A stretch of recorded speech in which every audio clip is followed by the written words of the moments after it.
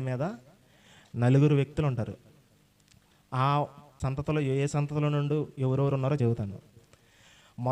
మొదట ఆయన కయీను నుండి, కయీను సంతతిలో కయీనుకు పుట్టిన హనోకు, కయీను కుమారుడే హనోకు. ఆ కుమారుడి పేరు మీద ఒక ఊరిని కట్టించేశాడు కయీను.